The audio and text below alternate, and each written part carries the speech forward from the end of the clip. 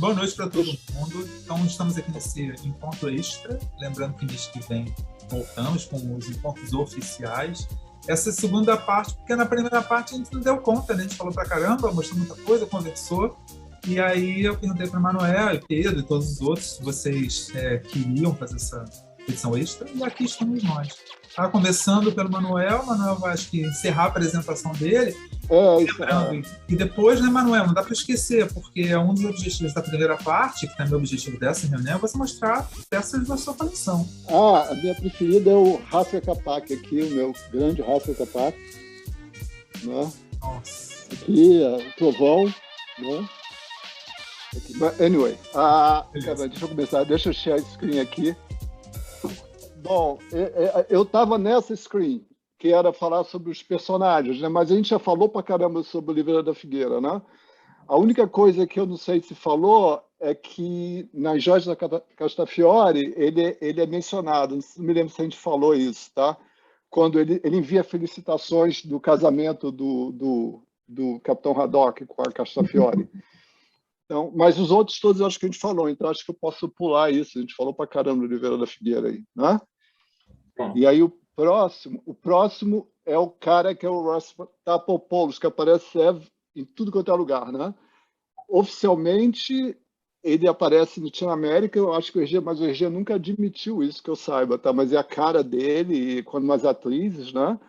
Depois ele aparece no História do Faraó, aparece no Lotus Azul, aparece no Perdidos no Mar, que é o Marquês de Gorgonzola, aparece nas Joias da Castafiore, porque ela fala que ela pediu ela em casamento, uma coisa assim, o Marquês de Gorgonzola. Depois ela aparece no voo 714 para Sydney e, em princípio, ele era o vilão do Alpha Art, né? Aquele Endadine Akassi. Sim, isso o RG deixou nos escritos dele. Então, eu nem sei se eu ia entrar em muitos detalhes, porque essas participações todas vão ser conversadas nos próximos episódios, né? nos próximos livros. Né? O importante é só o História do Faraó. Quando for o Lotus Azul, vai falar sobre ele também. Né? Mas ele é o vilão preferido do EG. Eu não sei porque o EG fica repetindo, gosta de repetir ele sempre. Né? O maior vilão. Né? Eu acho, inclusive, que ele é o vilão favorito. A gente até falou isso no chat na semana passada. É o favorito de muitos fãs, né? Embora ele não seja o vilão dos mais inteligentes, dos mais sagazes, os planos dele muitas vezes não dão certo, mas eu acho que esse jeito dele, né? Bonachão, né? Que é um vilão engraçado, né? Um vilão cômico também, acaba fazendo dele um personagem muito marcante.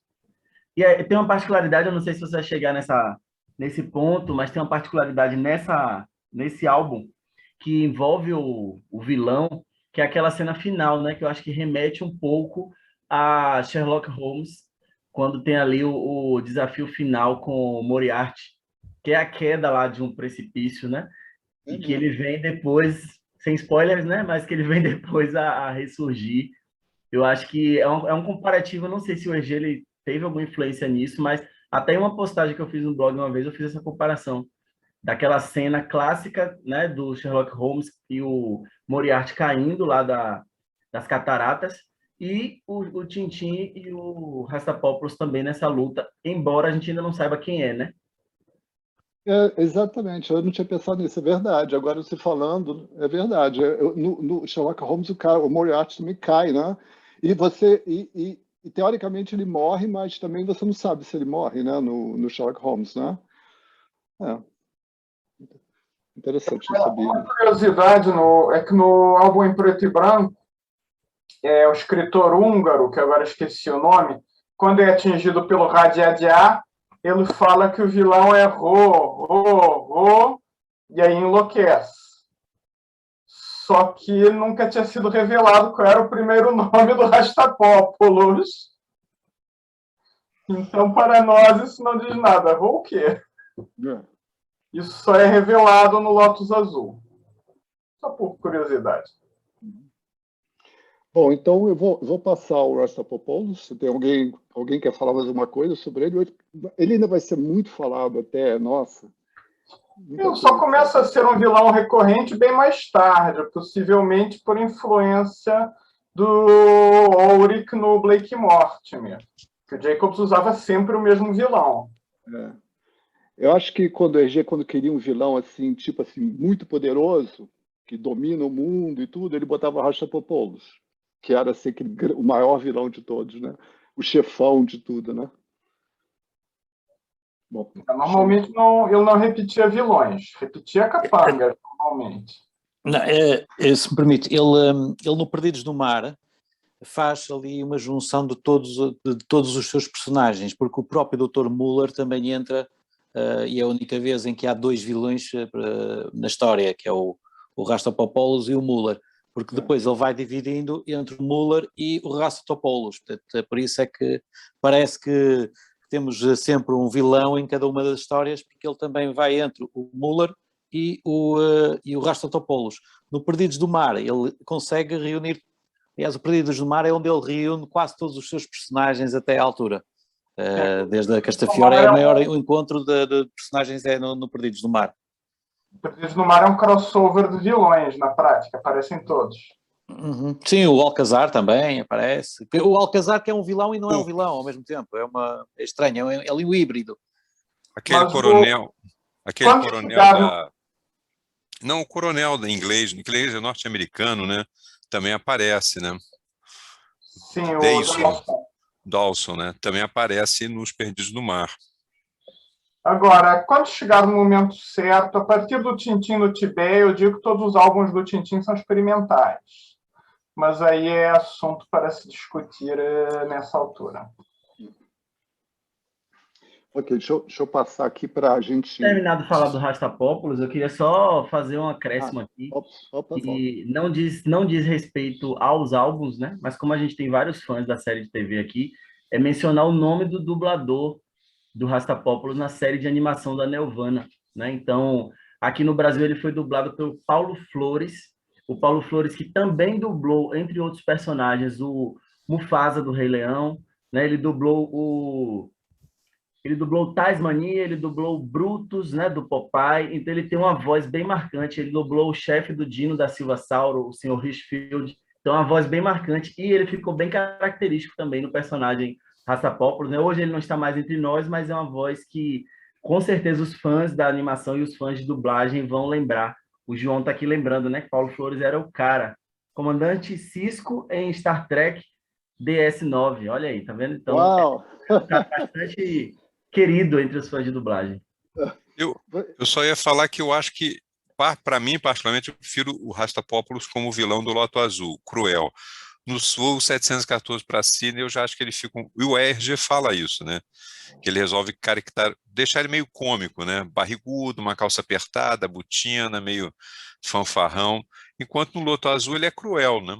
O que deve ser um vilão, né? Afinal, ele vai assistir o filho decapitar os pais, né? Quer dizer, mais crueldade que isso é difícil. No voo 714, o RG faz uma espécie de paródia da própria série. Ok? Ok. Vou passar então para o Alan, né? O Alan, que aparece no Show de Faraó, né? Aparece depois no Caranguejo, depois aparece no Perdidos do Mar, também que aparece um monte de coisa, e finalmente no voo 714 para Sydney, né? Aquele vilão assim que inglês-americano, né? Que o EG não gostava muito, botava sempre como vilões, né? E também é outro cara recorrente, né, nas histórias. E parece que ele está sempre associado ao Rastapopoulos, né? Pelo que eu vejo nas histórias, né? Manuel, desculpa, rapidinho. Manuel, uma pergunta, e vale para todo mundo aqui. Meu álbum preferido é o 714 para Sydney. Eu tô sozinho no mundo? Sou só eu? Olha, eu gosto muito, mas eu acho que o meu preferido é as 7 Bolas de Cristal. Eu também gostei muito, por causa do escovador, né? Esse negócio assim, né? Também gosto muito, mas para mim é a Joias da Castafiore. Joias da Castafiore, né? Para mim, voo 714 está lá no finalzinho do ranking. Depende, há muitos outros, é todo um conjunto e tudo isso. Permita-me só então dizer, Manuel, que o Alan não aparece nos Charutos do Faraó. Não, não no álbum original. Exato. No original claro. não, no original Claro, não. claro. Por isso é que é preciso fazer aqui um enquadramento, e é para te dar a razão ainda, o que tu dizes que é a proximidade que ele tem com o Ratçotopoulos, é que quando o RG percebe isso, que tem ali um vilão que pode ser o braço armado do Ratçotopoulos, quando refaz em 1955 os Charutos do Faraó, inclui então aí o Alan, precisamente porque ele percebeu nessa altura que, tem aqui uma coisa que faz muito sentido, que é colocar aqui o braço direito do Ratçotopoulos, aqui o Alan. E aí dá uma outra densidade também à sua obra na totalidade, e fazendo do Alan esta aparição quase de 1932, que na realidade só em 55 é que ele aparece, mas ele é criado em 41 nas tenazes do Caranguejo das Tenazes de Ouro. Portanto, acaba por ser uma encenação que o próprio RG depois já faz ao universo do Tintin, e oficialmente o Alan passa a ser um personagem dos Charutos do Faraó, quando na realidade nunca o tinha sido antes. Portanto, O interessante é pensar que o que ele fazia nos Caranguejos, por que o Rastapopoulos não está também envolvido nessa história, né? Já que ele está, né? O Alan está. Eu sempre me perguntava, será que o Rastapopoulos vai aparecer? Não, não aparece, porque tem essa... Mas ele é o braço direito, será que, né? Se alguém uma vez continuasse, podia utilizar desse mote, né? Que o Rastapopoulos também estava nesse tráfico, né? Bom, era um tráfico de drogas passando pela Arábia, de repente era um dos braços da organização do Rastapopoulos. É verdade. O que eu acho interessante é eu acho que ainda não havia, ainda no mundo, ainda não era conhecido o Onassis, o grande armador grego dos barcos e disso tudo, que para mim parece-me ser a figura mais próxima do Rastapopoulos, quando ele aparece no barco do Gorgonzola. Portanto, eu quando vi essa história pela primeira vez, eu disse, este inspirou-se no Onassis. Mas depois vou descobrir que o Rastapopoulos já vem nos anos 30, e acho que nos anos 30 o Onassis ainda não era assim um grande nome famoso. E eu, mas realmente há aqui uma outra visualização, isto é a realidade a imitar a ficção, não é? É um pouco isso. E é isso que faz o gênio e faz este álbum do Charutos Faraó ser muito, muito interessante nesse sentido. E há uma outra coisa engraçada, que o Alan é a cara do Robert Mitchum, mas o Robert Mitchum não era conhecido quando ele foi criado. Mas eu tenho uma pergunta. O Alan surgiu nos Caranguejos Tenazes de Ouro, não foi? A primeira vez que ele surgiu. Nessa época, acho que talvez a gente não pensasse ainda associar ele com o Rastapopoulos, né? E depois, mais tarde, ele... Não, sem dúvida. Eu só imaginei que seria uma possibilidade posterior, né? Acaba por ser um personagem que está presente sem o estar, da mesma forma como o Alan está presente sem o estar nos Charutos do Faraó, na primeira versão em preto e branco. Portanto, já era aquela ideia de os colocar aos dois. Portanto, imaginemos, se isto é feito em 55 e ele imagina fazer isso, portanto, ele já tinha tido os Charutos de 32, o Alan de 41, em 55 volta aos Charutos, e então reúne os dois, o Alan e o Rastapopoulos. Aliás, essas diferenças de data, acho que eu vou falar na próxima, deixa eu ver aqui. Peraí, deixa eu ver aqui. Há uma coisa a adicionar, que é que como é que eu falo? O Alan também reduz a quantidade brutal de coincidências que há nos Charutos do Faraó, que é o que se pode falar depois. Ao entrar na história, ele dá um pouco mais de coerência a essa sequência do barco, que não fazia sentido nenhum no álbum em preto e branco. O EG cria um vilão para ser como se fosse a parte culpada do negócio, né? Organizar o negócio. E uma desculpa para os caixões, para os sarcófagos do Tintin, do Milu e do professor Ciclone irem parar no oceano, porque antes não tinha lógica absolutamente nenhuma. Eu ia mostrar as três diferenças, como o EG maneja a história, né? Com o tempo, como vocês estavam falando mesmo, né? E isso é típico aqui, e ver que ele realmente ele não está nem aí mesmo. Ele está mais preocupado com melhorar a história, na opinião dele, do que manter qualquer tipo de, sei lá, uma coerência de ordem cronológica, né? Porque No começo era o Tintin na América, que o Sheikh Patash mostra, depois ele mostra o Tintin no Congo, na versão 55, depois na versão 64, ele mostra o Tintin rumo à Lua. Quer dizer, e aí a fonte de onde eu tirei isso, ele diz, a teoria do cara é que o EG quer mostrar, pela última vez, em 64, que você pode escolher a sua a sua ordem de ler o Tintin. Você faz a sua ordem e que as aventuras são quase como se elas estivessem acontecendo muito próximas uma das outras, né? A ordem cronológica é simplesmente um acidente de como foram as coisas, como foi criado tudo, né? Na verdade, há uma explicação bem mais simples. Depois da descolonização, o Tintin no Congo foi tirado de linha durante vários anos. Também tem isso, é verdade. É verdade. E, Manuel, e aí vale a pergunta para todo mundo. De 34 para os outros dois, os textos são iguais. A gente fica o tempo todo falando, obviamente, né, das diferenças dos desenhos e cor e tal, mas alguém sabe, porque você percebe que tem uma microedição de texto, né, de 34 para os outros.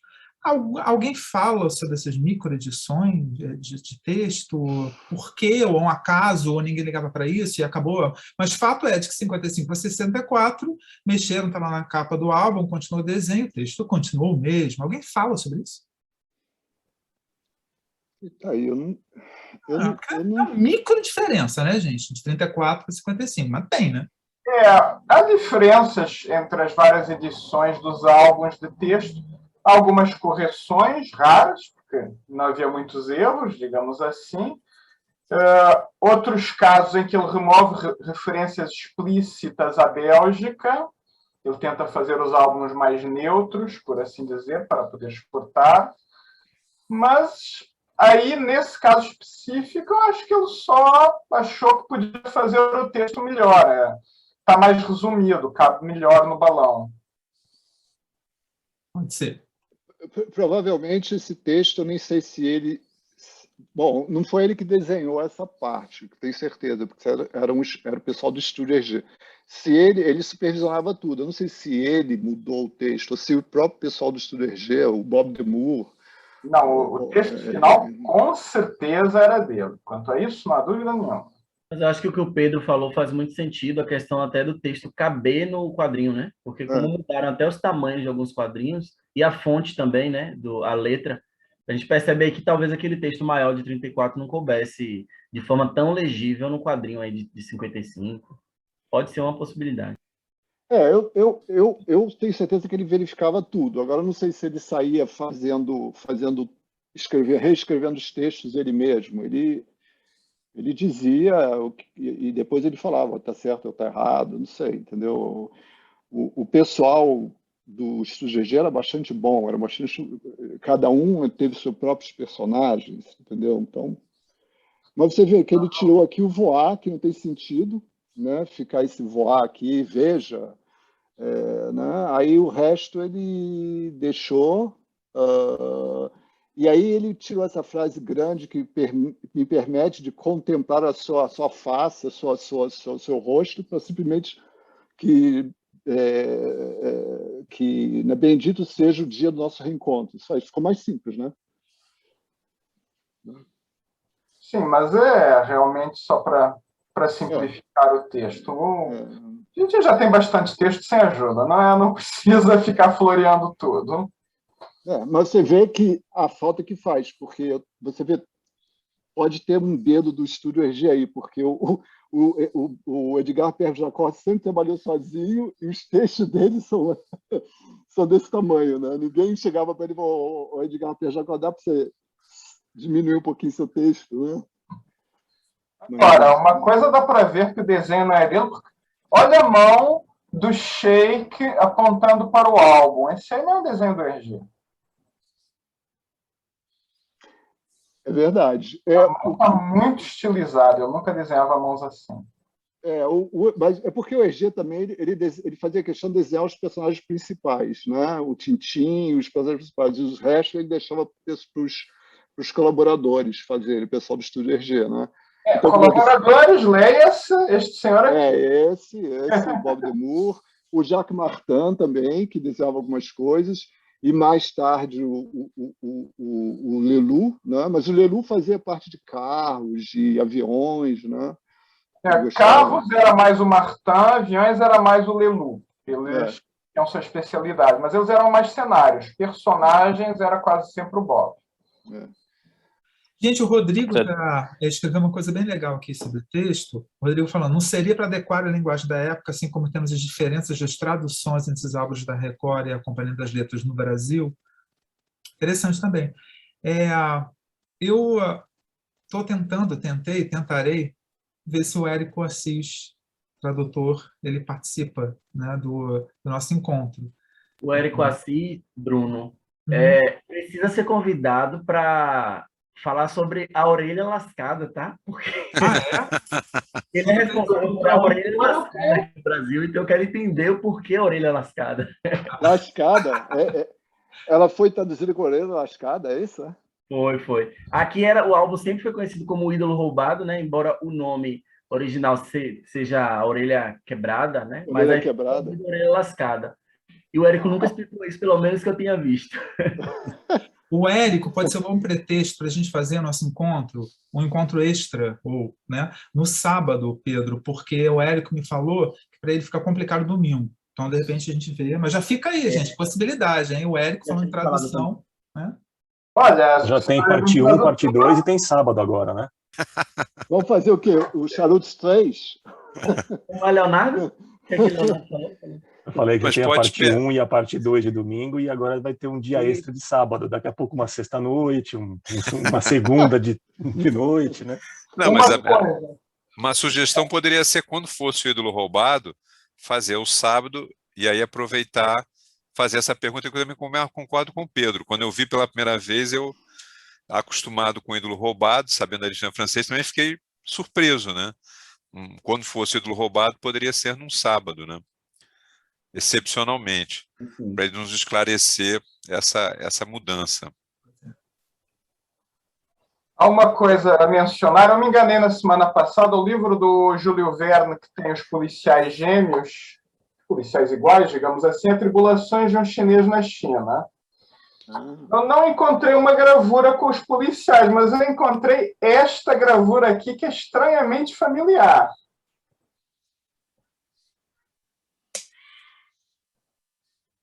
Não sei se vocês conseguem ver direito. É similar àquela cena dos Dupont lá na polícia chinesa? Exato. Quase seguidos por uma multidão. Bem lembrado. No caso, não são os detetives que estão aqui, isso é só um grupo de chineses mesmo.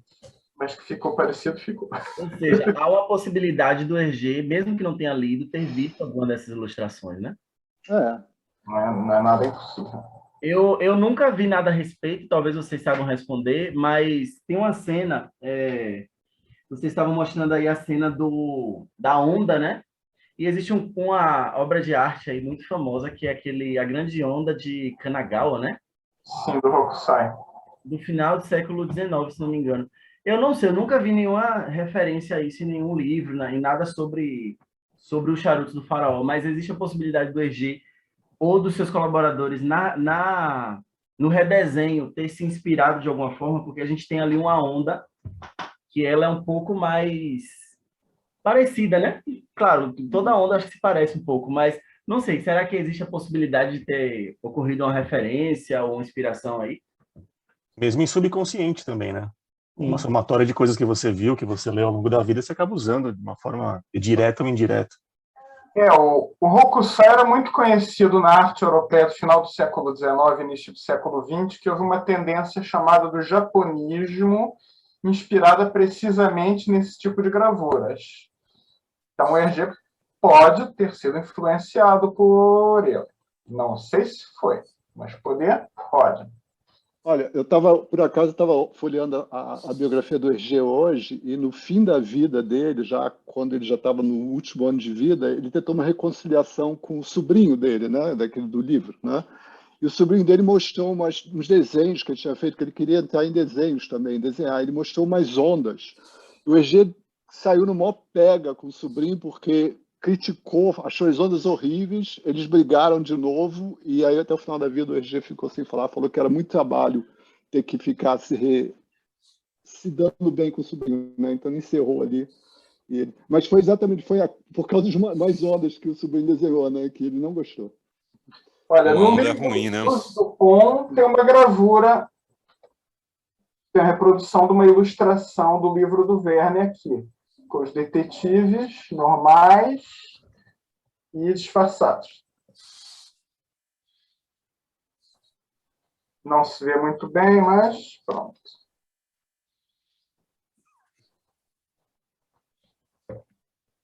Então, se me permitem só aqui mais uma coisa. Isto é uma capa de um Petit 20M, se conseguem ver, acho que está assim. Tentem dizer de que ano é que isto é. Se isto é antes, depois ou durante os charutos do faraó.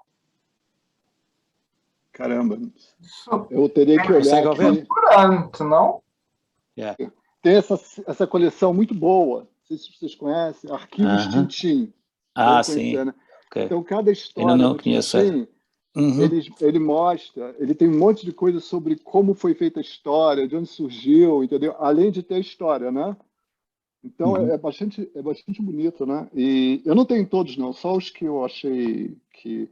Deixa eu ver se tem aqui todos os... Bom, mas não procuro mais, eu não vou fazer mais. Não encontro coleção. Esta capa que mostra aqui, portanto, o deserto, os tuaregs, todo este, e que depois no próprio interior temos aqui uma cena em que o Tintim está a conversar com pessoas já no deserto, como vai ser o cenário dos charutos do faraó.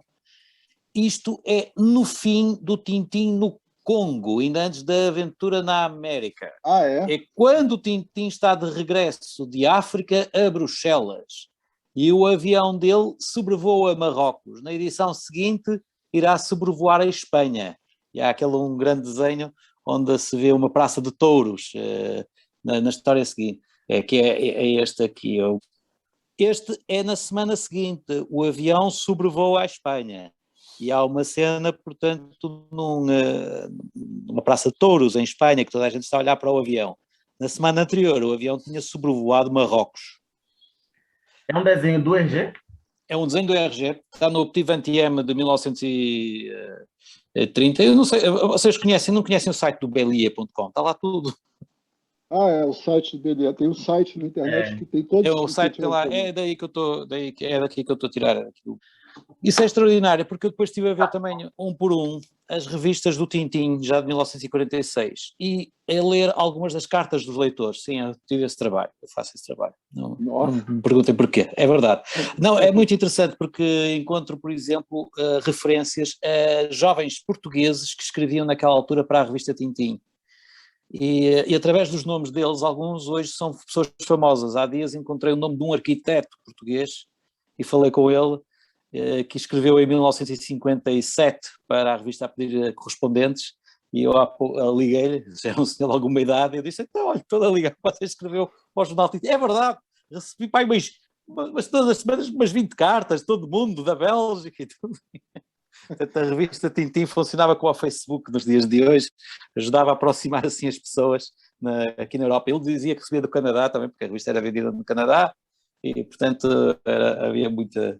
E então, era muita gente, desde 1946, a pedir quando é que eram reeditados outros álbuns, e nas respostas dizia-se que os países soviéticos e o Congo não iam ser refeitos e que em breve iria ser refeito os cigarros do faraó, e que só acabam por ser refeitos em 55, mas já desde 1946 que se já andava a pedir. Ora, isto significa que o RG estava a trabalhar no Templo do Sol, não teve tempo de ir aos charutos do faraó. A seguir tem que refazer a aventura do país do Ouro Negro, que tinha ficado interrompida quando os nazis invadiram a Bélgica, também não teve tempo. Depois entrou naquele grande projeto da Lua, que também leva o início dos anos 50, 51, 52, 53. E depois, finalmente, quando está a fazer ainda o caso do Girassol, Tournesol, é quando o estúdio começa realmente a trabalhar e sai o álbum e sai o álbum dos Charutos do Faraó. Ao mesmo tempo que sai o álbum, sai o disco. Então é assim, isto aqui é a capa dos Charutos, mas tem aqui esta barra aqui ao lado. Isto é um disco eu não conheço a história, mas acaba por ser, esta é a parte de trás desse disco, e está pronto, está aqui os Charutos do Faraó em áudio.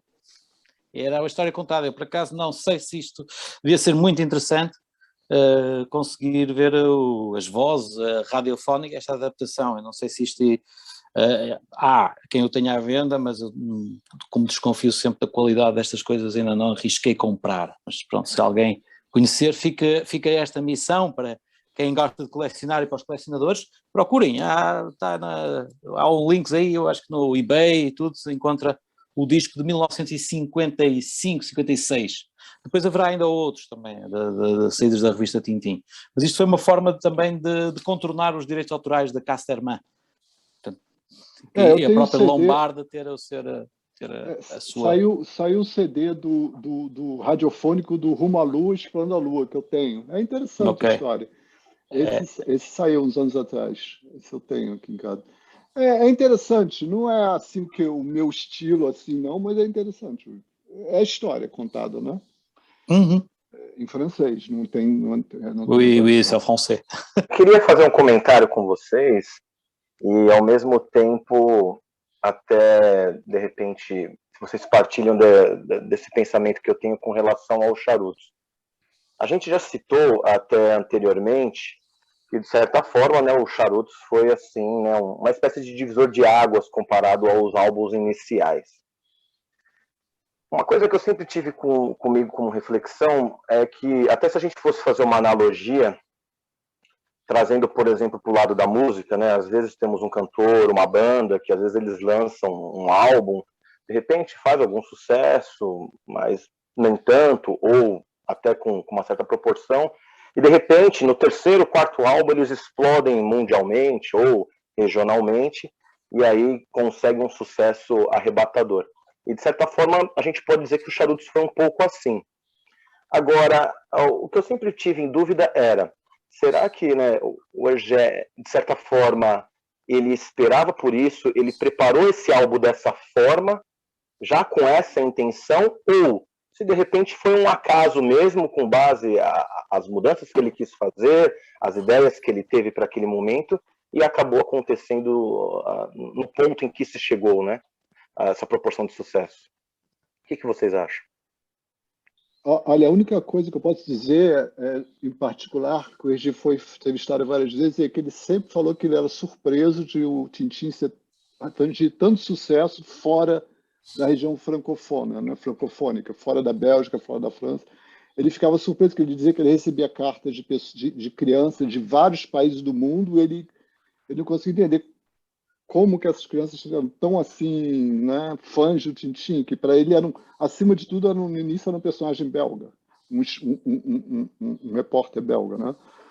Então, eu não sei com relação ao Faraó, mas com relação em geral, ele falava que ele ficava sempre atônito com as cartas que ele recebia. Mas o Manuel, você não acha que também o que o Omar está dizendo é que no sentido que a história foi melhorando, né? Ele foi se aperfeiçoando. Deixou de ser um bando de gags soltas e aí passou a ter uma história razoavelmente bem estruturada, né? Isso acho que é perceptível para todos nós, né? Isso, ainda mais para aqueles que, acho que é o meu caso do Omar, da maioria aqui, leu a versão de 55, que é, né, todos nós falamos, o acabamento é muito bonito, né, toda a história, ele corta várias coisas que eu estava até esperando que hoje fossem comentadas, e a história fica mais, enfim, em alguns momentos perde uma coisa, ganha outra, né, mas fica mais fluida, né, eu acho que ele foi se aperfeiçoando, né, se a gente pode falar assim, né. Vou dizer uma coisa. Ele não tinha grande amor pelas histórias antes do Lotus Azul. Tanto que dessas, a única que não ficou fora de linha durante muitos anos foi o Tintin na América. Todas as outras, em algum momento ou outro, ficaram fora de linha e ele não teve pressa para trazer de volta. Portanto, eu acho que o grande interesse dele no personagem foi a partir do Lotus Azul, graças à ajuda do Chang e tudo mais. Agora, ele realmente nunca esperou que fizesse sucesso, que eu pudesse viver só do Tintin, tanto que ele, durante todos esses primeiros anos, ele mantinha uma agência publicitária, fazia aqueles trabalhos, inclusive os trabalhos para o Leon Degrelle, que foram tão mencionados na parte anterior. Portanto, ele realmente não esperava poder viver só do Tintin. A própria Germaine... Na época eu tinha 3 séries, mas pronto, já é outra história. A própria Germaine insistiu com ele, quando eles casaram, que ele devia ter um plano B, porque ela não achava que aquilo ia dar muito dinheiro por muito tempo. E foi aí que ele fundou o Ateliê Hergé e manteve durante alguns anos o Ateliê Hergé, que depois ele fechou. Mas aí, depois, com os estúdios Hergé, eles também faziam outras coisas, além de eles cuidavam de publicidade, o Tintin, um monte de coisas, né? Mas aí já era famoso.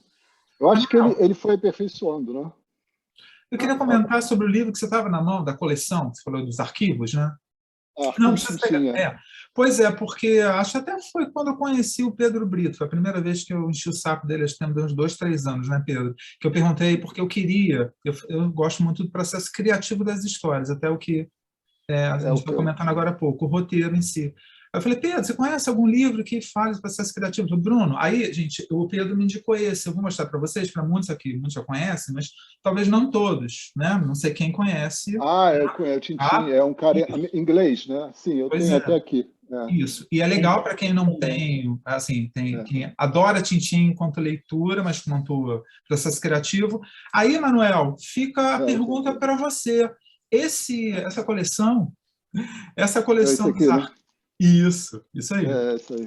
Essa coleção dos arquivos, ela acaba suprindo essa necessidade, essa vontade do processo criativo de cada álbum, então? Da ideia do roteiro? Olha, o negócio é o seguinte, tá? Na minha opinião, os melhores livros que falam sobre o processo criativo do Hergé são feitos pelo como é que é o Godin? Como é que é o primeiro nome dele? Esqueci. Philippe Godin, né? Philippe Godin, No entanto, ele, como ele é um cara bastante perfeccionista, ele faz lentamente a coisa. Ele já está meio velho, né? Então, todos os livros que ele lança sobre Tintin na América, Tintin no Congo, o Tintin soviético, né? Eu compro, porque se você ler a biografia dele, ele é super detalhado. Mas ele ainda não terminou, ele pretende ficar fazendo, tá? Esses livros que eu te mostrei dos arquivos Tintin, eles não são perfeitos, porque eu gostaria de um livro que só fosse o comentário. Eles têm a história, tem uma parte anterior e tem uma parte final, onde eles comentam o que estava acontecendo na época, que nem essa apresentação que eu fiz, né? E tem a história junto. O problema dele, eles não são feitos pelo Philippe Godin, são feitos por outros caras, um deles até morreu. Aí, esses caras que faziam esses arquivos Tintin, eles começaram a lançar aquela coleção que eu mostrei aqui, que, na minha opinião, é a melhor de todas, que é o folhetim integral, né? Basicamente, eles imprimem o Petit Vingtième inteirinho, com todas as propagandas, tudo. E quando chega na parte do Magazine Tantan, eles também produzem Magazine Tantan, a história do Tintin completa como foi no Magazine Tantan. E aí eles também acrescentam, além disso, uma parte no final, sempre do livro, sobre a história, sobre o processo criativo do Hergé, tem tudo isso também, de novo, entendeu? Olha, aqui no caso, né, tem uma parte grossona só sobre isso, né? Imensa, aliás. Então, mas essa coleção parou, né? Quer dizer, o cara morreu e no momento ela está meio... não continuou, né? Os arquivos Tintin, para que, se você não... Primeiro lugar, Godin, tá? Primeiro lugar, Godin. Se você não acha o Godin, não escreveu ainda, você pode tentar procurar os arquivos Tintin. Os arquivos Tintin, eles saíram para uma coleção chamada por uma subscription, como é que é? Um modelo de assinatura, tá? Da coleção Atlas, tá? Então, as pessoas assinavam e recebiam todo mês esses negócios, tá? Então, agora, você encontra alguns ainda, porque eles não produzem mais, você encontra alguns na loja do Tintin e a maioria na eBay, tá? Porque eles pararam de produzir. Eu só comprei aqueles que não tinham Godin e que eu não sabia a história, tá? Mas são bons, eles mostram as capas. Eu tirei um monte de coisa para essa apresentação desses arquivos Tintin, entendeu? Porque eles têm as duas, no caso do cigarro do Faraó, olha só, o cigarro do Faraó, eles têm uma análise do preto e branco e eles têm uma análise do colorido, entendeu? Que, na verdade, até eles meio que se entrelaçam, entendeu? Mas essas edições, ano passado, Pedro deve lembrar, eu comprei um montão de coisa de Tintin de Lisboa. Né? Até agora, sinceramente, não entendi de onde eu comprei. Se foi da loja que fechou, porque fechou, não fechou, gente? A loja de Lisboa? Fechou, a loja de Lisboa fechou, infelizmente. Né? Pois é, aí eu comprei, e nessa loja, acho que cancelaram ainda. Oi, desculpa, Pedro. Se não me engano, o site continua, né? Funcionando. Então deve ter sido lá. E no site, Manuel, tinha, assim, não acho que não tinham todos os do arquivo, não, mas tinham esses, com certeza. Porque é o seguinte, como era o modelo de assinatura, os primeiros que saíam são os mais fáceis de achar. Quando chegava no meio, são os mais difíceis de achar, porque as pessoas cancelam a assinatura, não compram, entendeu? Então, tem diferentes preços na eBay. E o que as lojas Tintin vendem são os que sobraram, tá? Que ninguém eles editaram e sobraram, mas não está sendo mais produzido, entendeu? Mas você não se preocupe, se você esperar, se o Godin não morrer, você tiver esperar mais uns 20, 15 anos, ele vai fazer um por um. Ele já está fazendo outro, ele não diz qual é, mas ele já está preparando um outro, entendeu? Uma dica, gente, eu até coloquei o link aí, na própria loja Tintin, né, como o Manuel falou, eu não sei se vocês têm conta lá, né, mas quem tem a conta lá para receber as notificações, toda semana eles mandam as ofertas da semana, né? Então ele tem 7 packs por semana com frete gratuito para quem está na Europa, né? Então para o Pedro, para o Frederico, não é para a gente aqui no Brasil. Mas eu vejo que sempre entre esses packs ele tem um desses livros dessa coleção. Então eu já vi algumas vezes. Obviamente que o real está extremamente desvalorizado, o frete é um absurdo, mas eu acho que aí, para de repente... Se alguém quiser, compra, manda vir aqui para Lisboa, fica aqui na Europa e um dia, quando for ao Brasil, levo. Ele lê. Sai mais barato. É verdade. Tem que ir a carregar e levo e distribui e paga a viagem. Esse livro aqui, por exemplo, O Sonho e a Realidade, se eu não me engano, esse eu comprei na Cultura. Não sei se hoje a Cultura tem, mas a Cultura geralmente tem alguns livros, a francesa também. Uma outra dica... A Travessa, no Rio, tem também, né? A Livraria Travessa, no Rio. Exato. Né? Embora esse aqui, eu acho que ele é mais resumido, mas ele tem alguns extras, né? Ele é uma edição em inglês, acho que a versão francesa dele é muito mais completa. Ele tem alguns extras que são facsímiles, por exemplo, de cartas do Hergé, de material de divulgação, né? Então tem até aqui, inclusive, um do Charuto do Faraó, do Tintin na América, né? Então, é parte de uma coleção que é só, basicamente, para editar esses facsímiles. Existe isso de outras coisas. Já vi de Transformers, já vi de coisas da Marvel e tal. E é bem bacana. Ele não é muito informativo, mas se vocês quiserem ter essas lembrancinhas aí, eu acho que vale a pena. Agora, voltando ao álbum, eu até coloquei aqui no chat, queria ouvir de vocês um pouquinho. Esse álbum, o Charuto do Faraó, é o primeiro álbum que a gente vê os sonhos, né, sendo retratados. Logo no comecinho ali, tem um sonho que é bem criativa, né, a ideia ali, tem algumas mensagens que são passadas ali do Tintin criança, ele vê os Dupont, ele vê o próprio Rastapopoulos, embora ele não soubesse que ele seria um vilão ali no meio. Foi bem retratado na série também, né, na série animada ficou bem legal essa cena do sonho, isso. Exatamente.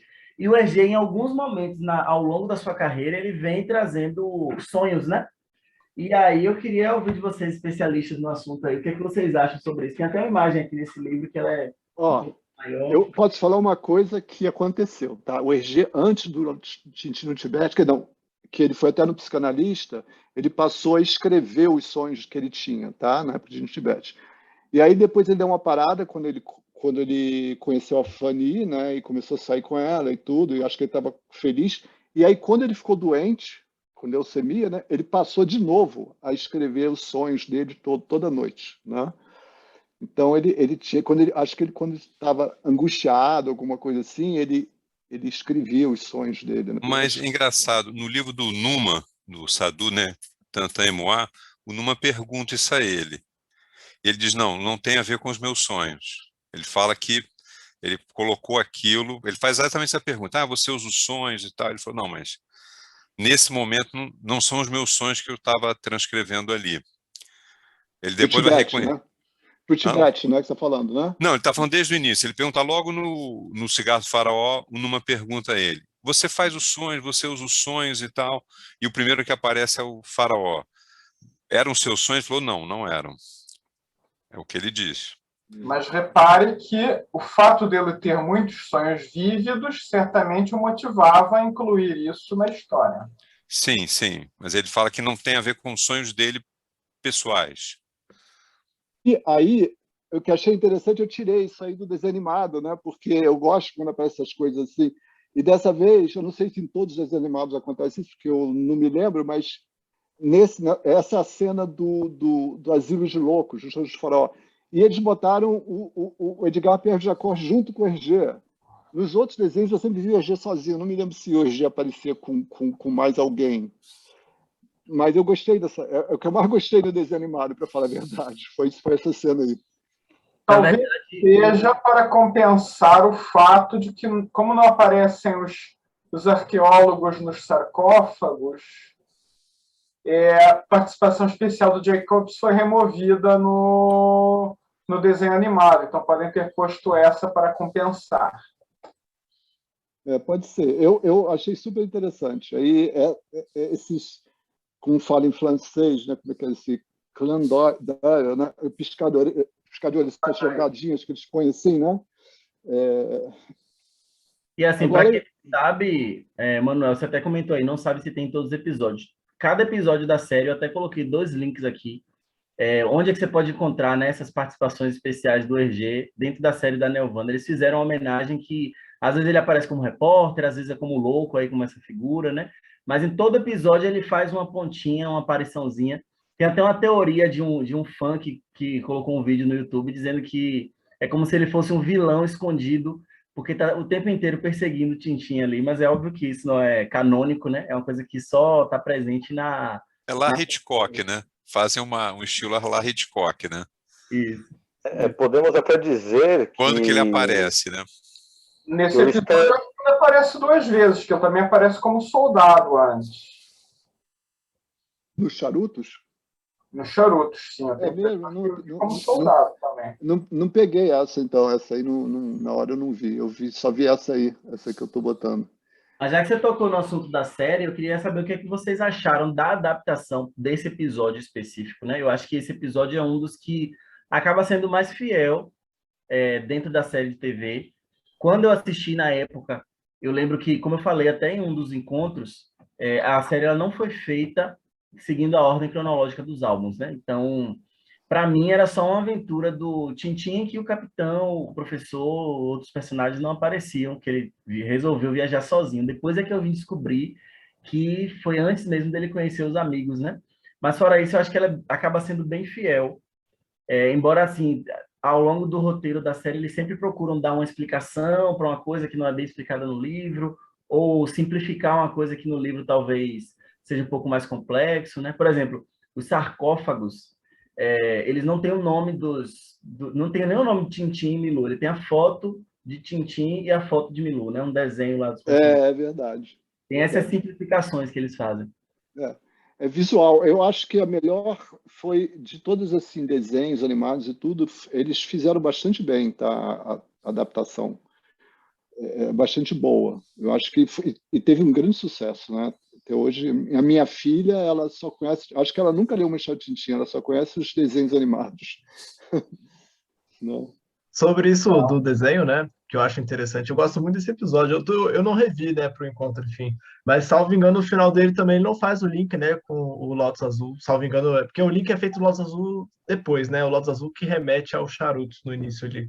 Mas, salvo engano, eles não têm esse link, né, no desenho. Não é um atrás do outro, enfim. Que até o Brito, né, falou essa questão aí de que eles não foram lançados na ordem. Mas, enfim, era mais uma coisa que tá na minha cabeça. Eu não sei se é isso mesmo. Mas quando eu lembro que eu assisti, tipo, eu não lembro de ter essa junção. E mais um detalhe que vocês falaram sobre... Desculpa, pode continuar, Pedro. Há uma modificação significativa que o Alan aparece entre os conspiradores é verdade. capturados pelo Tintin, e o Tintin identifica, embora eu não o tivesse visto no álbum inteiro, que significa que, na cronologia da animação, isso se passa depois da primeira aparição do Alan. Eu só queria citar uma coisa que é curiosa, que vocês citaram sobre o próprio, né, a participação do Hergé quando aparece de fundo aí em cenários das histórias, que não sei se chegaram um dia a perguntar para ele, né, mas talvez o Stan Lee se inspirou nele nos filmes da Marvel, né, que ele faz umas participações assim, do mesmo jeitinho, de certa forma, uma hora entregando uma carta, uma hora sendo alguém ali coadjuvante em suas histórias. O Stan Lee já fazia pontas bem antes, inclusive em filmes que não eram da Marvel. Eu posso ser visto em Barrados no Shopping, por exemplo. Mas, para citar um filme bem antigo, ele aparece naquele Julgamento do Incrível Hulk, que é derivado da série de televisão. Que eu acho, vou ouvir agora as datas, eu acho que é mais antigo que a animação do Tintin. E todos fizeram igual o Alfred Hitchcock também, né? Que sempre aparecia nos filmes. Claro. Sobre o Alan, né, que você falou, fiquei na dúvida, Pedro.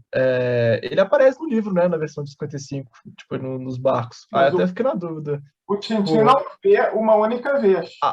Entendi. Conhecer o Alan no Caranguejo das Tenazes de Ouro.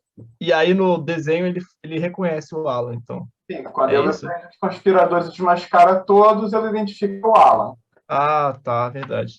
Tá certo.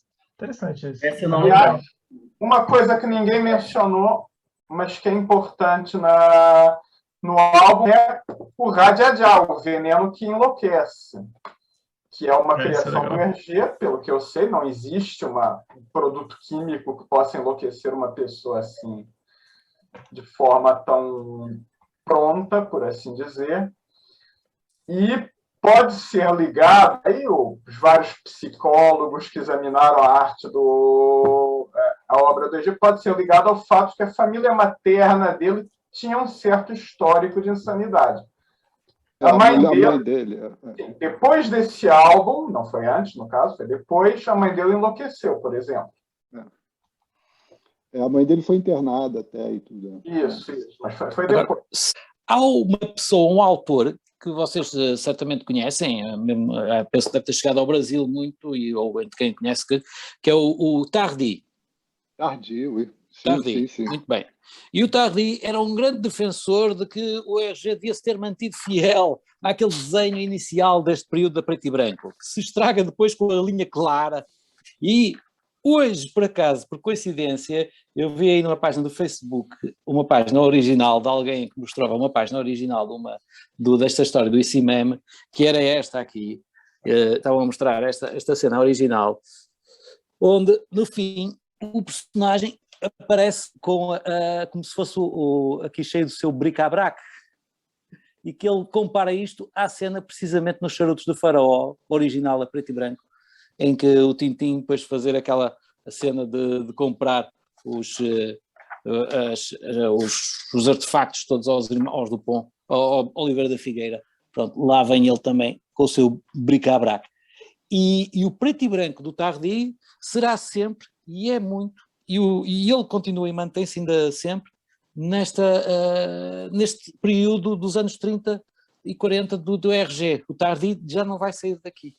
Vai explorar e vai manter esta linha preto e branco pouco clara, que depois o Hergé vai sair daqui e vai ser aquilo que é hoje em dia.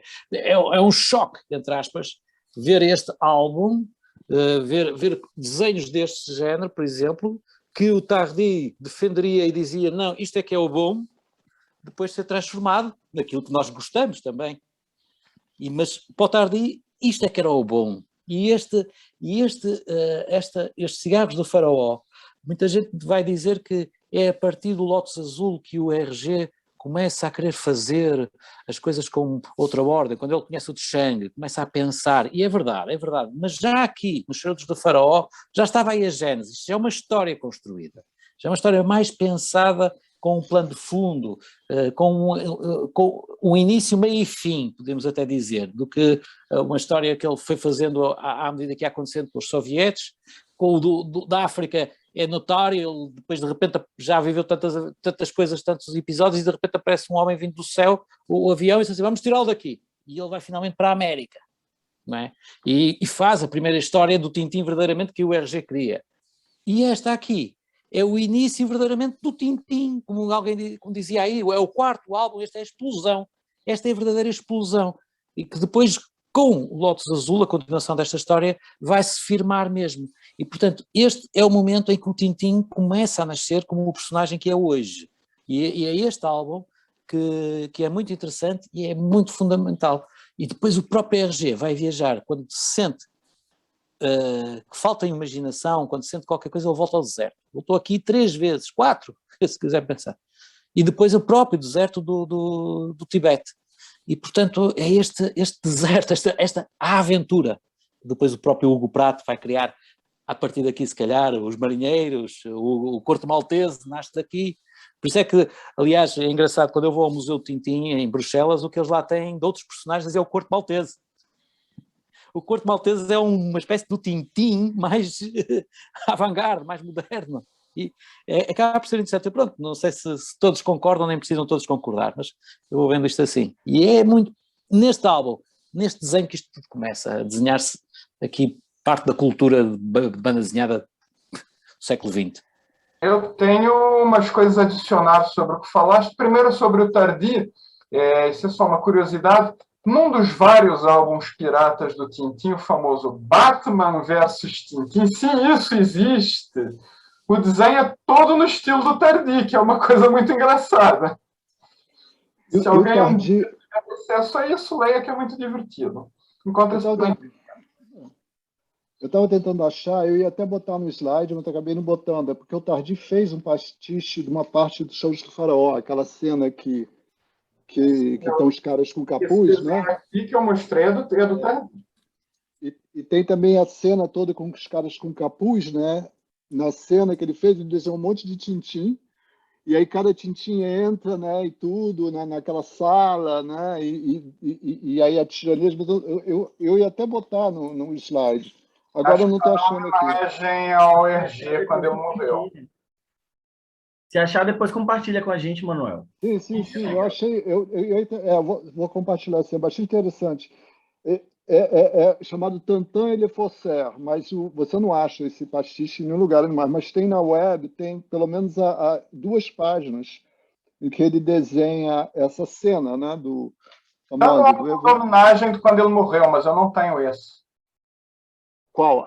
O álbum de homenagem de quando ele morreu. Enquanto procuras uma outra coisa a respeito da narrativa coerente, lembram do plano de viagem do início do álbum, em que ele fala, eu vou para o Cairo, vou para a Índia, vou para a China, e ele o segue de forma bastante, digamos assim, aleatória, mas ele segue esse plano de viagem, no fim das contas. Então, há uma planificação realmente para essa aventura. E uma última coisa a destacar é que ele começa a fugir dos estereótipos aí. Tipo, ele chega lá, o árabe prende e vai matá-lo por conta do outro que comeu sabão. Mas não, ele já leu as bandas desenhadas do Tintin, então, rapaz, não vou matá-lo. Quando o RG encontra um grupo de árabes a atacarem uma mulher branca, é um filme. Quando ele cai na Índia, encontra com os colonizadores europeus, ele é completamente traído por eles, mas quando encontra com os indianos são os que o ajudam. Então ele começa a fugir um pouco já dos estereótipos das outras culturas. Agora, há um detalhe interessante que eu acho que foi até o Frederico falou, é que esses álbuns também eles mostram para os jovens europeus o que é o mundo, né? Se nós prestarmos atenção, ele vai na África. Eles são todos álbuns passados fora da Europa, né? O primeiro álbum passado na Europa é a Ilha Negra, né? Quer dizer, os jovens estão viajando com ele, né? Lugares, entre aspas, exóticos, diferentes, né? A National Geographic, né? Que ele está levando todos a conhecer, né? O primeiro vai ser a Ilha Negra, quando vai se passar, né, na Escócia. Até então ele só está fora da Europa, né? Ele é um aventureiro que mostra aos jovens europeus o mundo. E aí, como você bem falou, vai quebrando os estereótipos com o tempo, né? Exatamente. Eu achei aqui o negócio. Quando o Pedro Busto estava certo. Quando o EG morreu, a revista Suivre lançou esse especial aqui, tá? E aí depois, há uns anos atrás, a Castleman reproduziu tudo aqui, tá? Nesse livro, tá? Eu ia vendo e não comprei, eu paro. E esse livro aqui, vários autores fizeram homenagens, e o Tardy fez, tem um monte de paródias aqui do Show dos Faróis e tudo, e tem a do Tardy aqui, da cena do... Que legal. Entendeu? Eu posso tirar uma foto e depois, mas eu acho que eu encontrei na hora também e enviar para vocês, tá? Tem vários. Rapidinho, Emanuel, um curto, eu coloco lá no Instagram também para o pessoal ver. Tá bom, tem esse gasto. Abre do Jacques Martin, que ele desenha o Rastapópolis com uma perfeição aí. Deixa eu ver, eu tenho que achar aqui. Nossa, tem um monte de charges, de pastiches, entendeu? Eu não simpatizo com o Tardy. Manuel, você já está convidado para no aniversário da morte do Hergé no ano que vem, você mostrar esse álbum. Olha só. Pra gente... e tem um detalhe. E tem são um monte de histórias diferentes. Mas o álbum é a cópia dessa revista, tá? Tem um monte, tem aqui, olha. Essa história aqui, por exemplo, é uma coisa que o RG conta. Ele contou essa história, acho que foi o Bob Demure, que, se eu não me engano, que desenhou, tá? O RG contava uma história que ele era um bom escoteiro sempre, né? E ele uma vez estava saindo do escritório dele e tinha um táxi com duas velhinhas no táxi, tá? E ele ia pegar um táxi também. Então, decidiu, as velhinhas estavam ali tentando sair do táxi, ele foi ajudar a velhinha. Ele tentou ajudar a velhinha, né, a sair, e a velhinha resistia, ele puxava a velhinha, a sair, resistia. E o motorista de táxi parado lá, assim. Finalmente, sabe, ele não sei se ele desistiu, a velhinha ficou, eu sei que o táxi fechou, as velhinhas foram assustadíssimas, né? Porque ele percebeu que na velhinha, na verdade, ela não estava cansada, estava querendo entrar, entendeu? Ele estava puxando ela. E ele brigou com o motorista de táxi. Você não me fala nada, o motorista de táxi, não tem nada a ver com isso, entendeu? E as velhinhas ficaram assustadíssimas com ele. Aí o Bob Demure fez uma história que ele desenhou aqui nesse negócio. É bastante interessante isso aqui, tá? Olha, tem um Flup em Quick, né? O Quick and Flup, né? Tem o Forré desenhou também, entendeu? Todo aquele pessoal daquela época, tá? Quem mais aqui? O último que eu vou mostrar aqui. CEP, tá?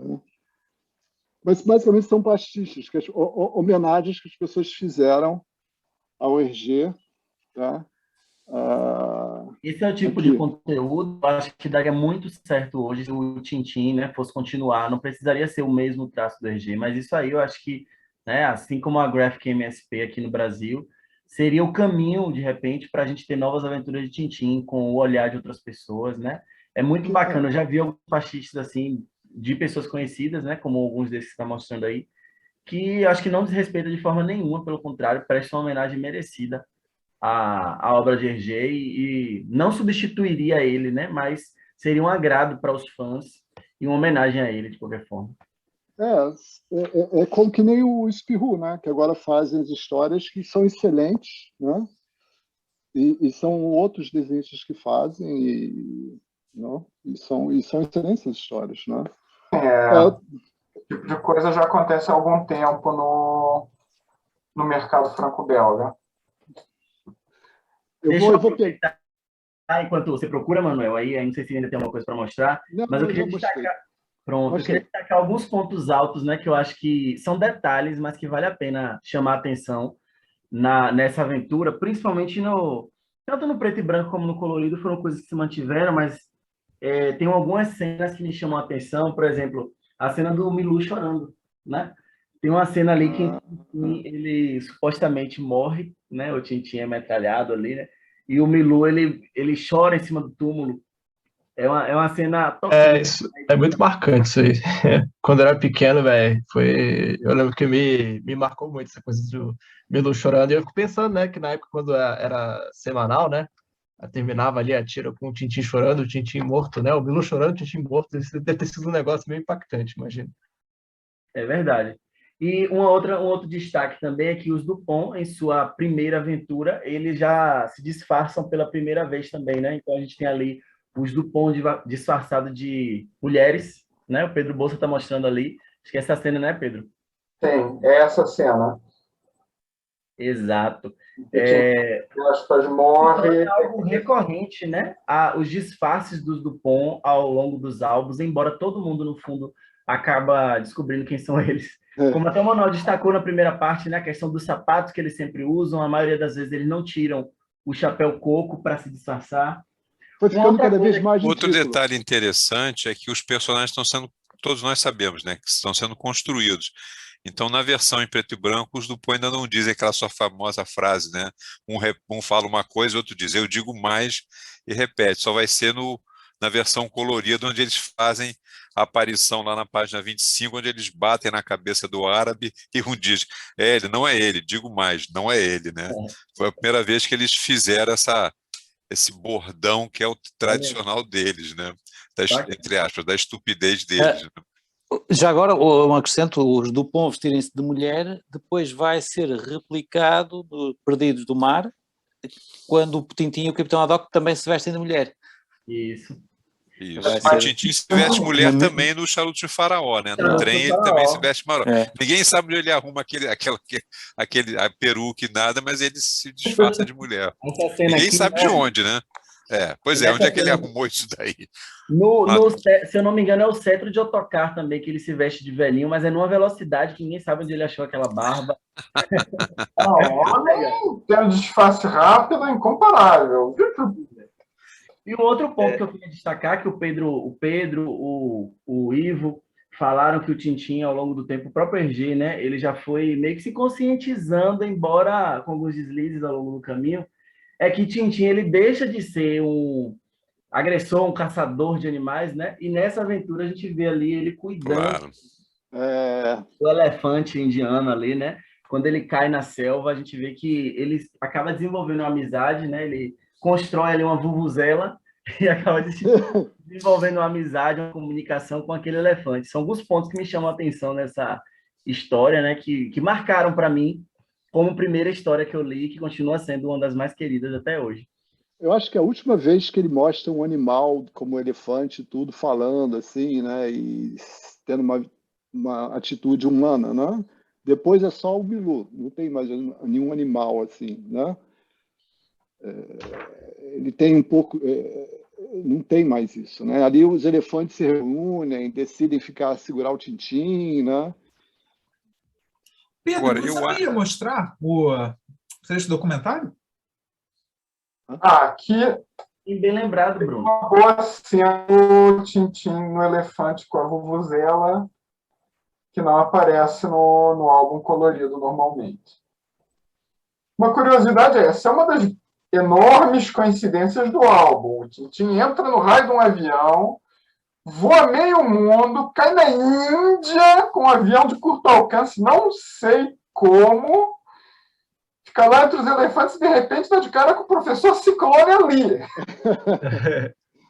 Engraçado é que eu não sei agora... se a maioria aqui gosta ou não do filme de Spielberg, né? Mas ele tem uma sacada nessa história do avião, que o Tintin, ele fala, né? O capitão está preocupado porque o Tintin vai pilotar um avião. E ele fala, relaxa, uma vez eu entrevistei um piloto. Então, é uma piada. Mas eu só queria fazer uma observação. Essa aí, eu ainda estou hoje para descobrir como é que no Indiana Jones primeiro quando o submarino rapta Marion do navio e depois aparece na gruta, e o Indiana Jones aparece também lá na gruta. Como é que ele saltou para o submarino? Ele saltou para o submarino. O submarino foi pelo... Não submergiu? Foi sempre. Ainda hei de falar com o Steven Spielberg. Na verdade, os submarinos da Segunda Guerra Mundial, eles navegavam pela superfície, eles só submergiam para...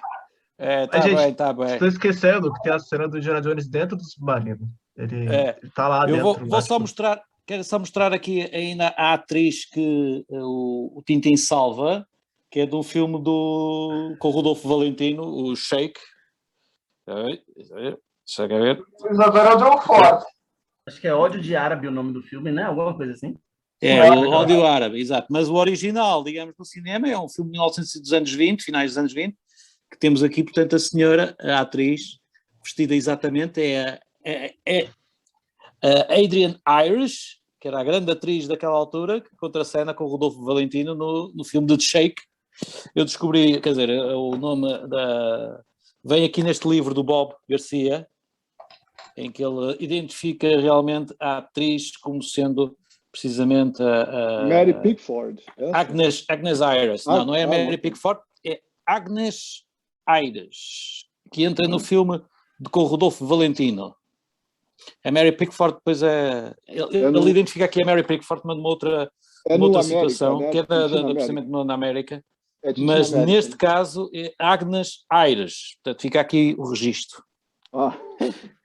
Bacana. Essas informações, inclusive, eu coloquei um link mais cedo aí no chat e eu falei também lá no Instagram, no Facebook, no Twitter, que tem um documentário, acho que tem uns 10, 11 anos, mais ou menos, que ele é Sur les traces de Tintin. Eu não sei pronunciar em francês, tá? Pedro Bolsa e companhia. Très bien, c'est très bien. Mas é um documentário que ele se propôs a seguir os passos de Tintin, né, em algumas aventuras, e é muito bacana. Eu vou compartilhar com vocês aqui um trechinho.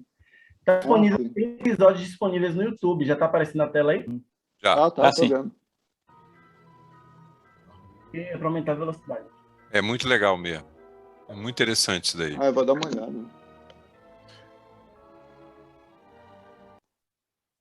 Espera aí que a tela inteira...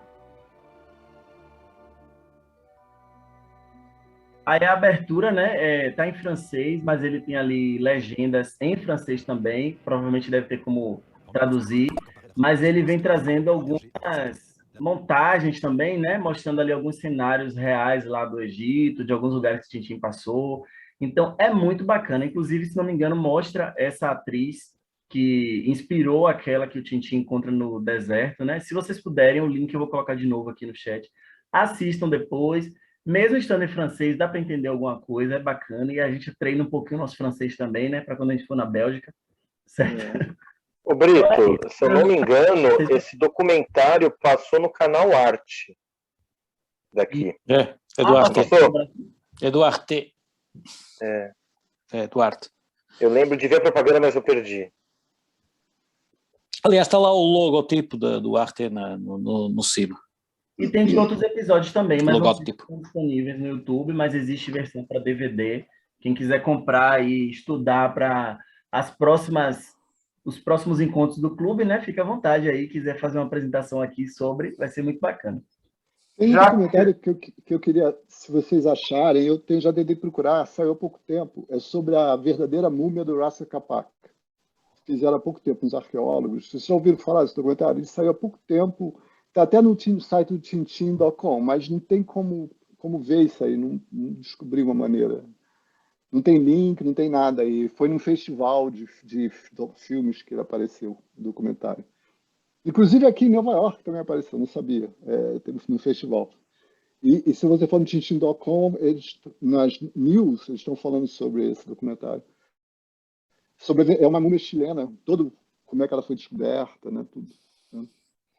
É verdade, lá no site, inclusive, de Tintin, o oficial, tanto na versão em inglês como em francês, tem alguns trechos, né, desses documentários, embora a gente não consiga assistir completo, mas caso alguém encontre completo, compartilhe, porque a gente não tem outra fonte, né, de acesso a esse material, e é muito rico, muito bacana. Teve recentemente também sobre a Lua, né? Sobre as aventuras de Tintin na Lua.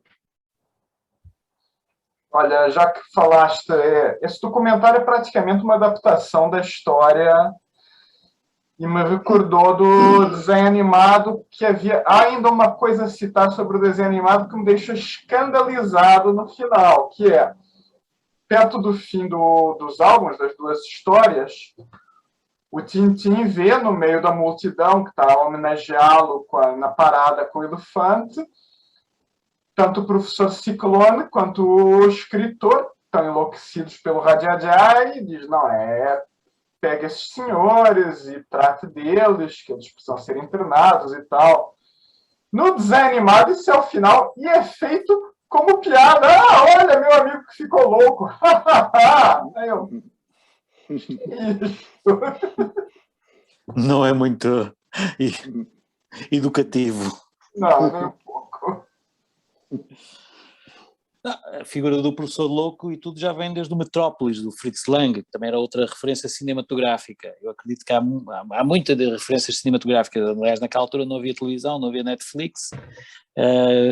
Os principais divertimentos era ouvir a rádio e ir ao cinema ou à ópera. Portanto, é daí que vêm essas referências dos estereótipos depois do louco, da vontade de viajar.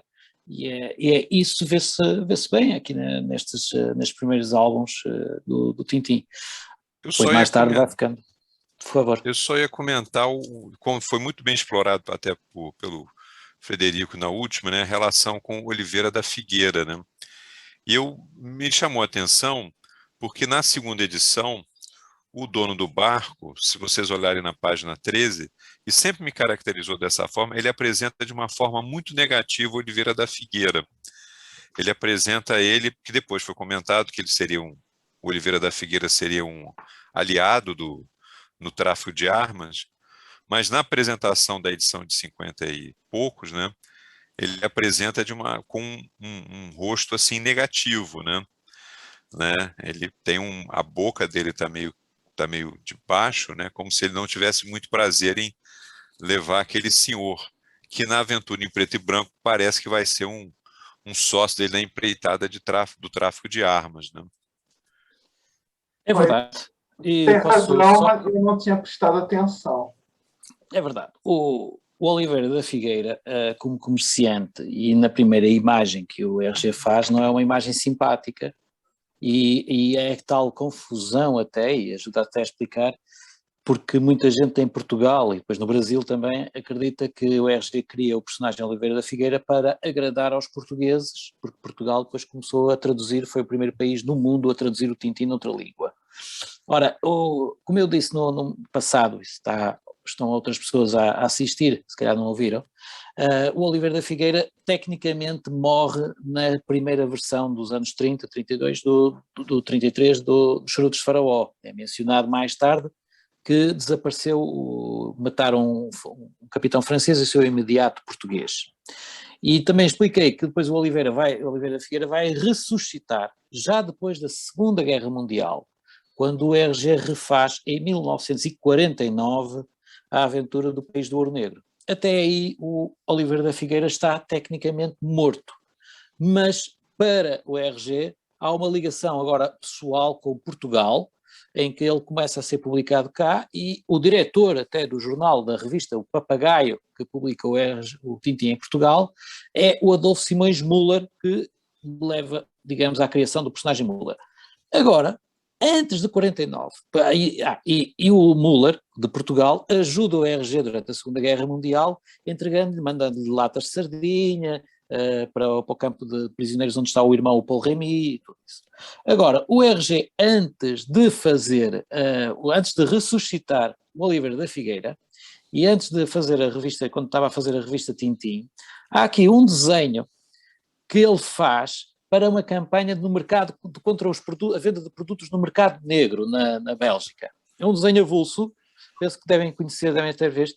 É este desenho que está aqui, em que o Tintin está, parece já os Perdidos no Mar, mas isto é de 1947, este desenho, e é o Tintin perdido numa jangada, e o Oliveira da Figueira a propor uma série de produtos para comerem, para se salvar, e o Tintin a dizer, a recusá-los com a arte teatral, de recusar e dizer não, porque enquanto você o vender ao preço do mercado negro. Portanto, aqui o Oliveira da Figueira a seguir uma imagem negativa de aproveitamento do momento de fraqueza da economia belga, em que ele está a vender, e o Tintin não, porque você só o compro, ele diz mesmo, não, pas avant que vous le vendiez au prix officiel. Portanto, não, enquanto não os vender aos preços oficiais. É isto que o Tintin diz ao Oliveira da Figueira. E isto foi um desenho que ele usou para fazer uma campanha contra a venda no mercado negro em 1947. São 2 anos antes dele ressuscitar de novo o Tintin. E repare-se até, o próprio Oliveira da Figueira ainda tem o mesmo aspecto que tinha nos Charutos de Faraó de 1933, ainda não é o aspecto que ele vai ter em 1955, mas continua a ter já lá aqueles tracinhos, que também depois, mais tarde, 2 anos mais tarde, vão ser já aprimorados no País do Ouro Negro, que nós temos nessa versão do Ouro Negro.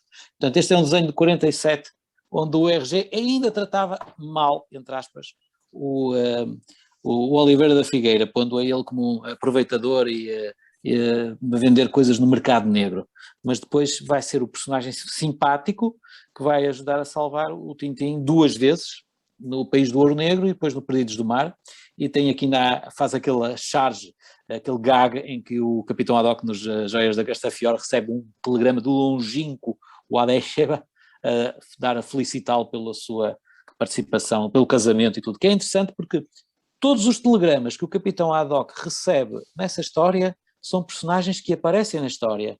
O cozinheiro, o Philippe Lampion e tudo.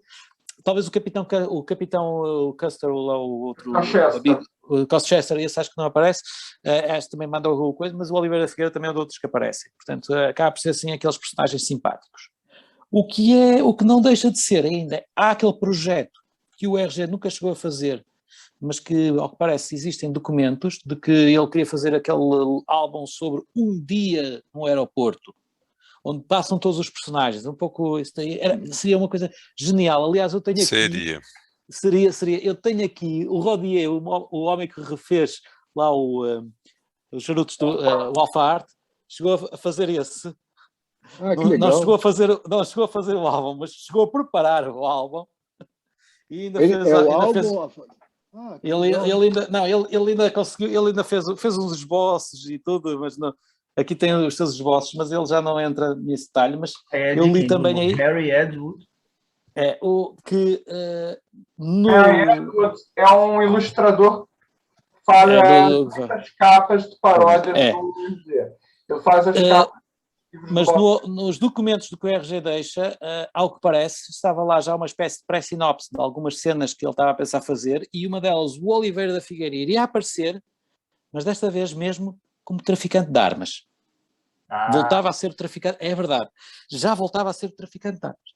Isto já depois, portanto já quase no fim já próximo dos anos 80 e tudo. Portanto, a última vez que o RG o usa é nas joias, portanto é nos anos 66, salvo erro, e não volta a aparecer, e depois já no fim da sua vida, nos anos 80, assim, quando ele começa a pensar na história do dia no aeroporto, o Oliveira da Figueira, se aparecesse, seria já num aeroporto, assim, metido num negócio, sabe-se lá, de tráfico de armas. Bem, caçar.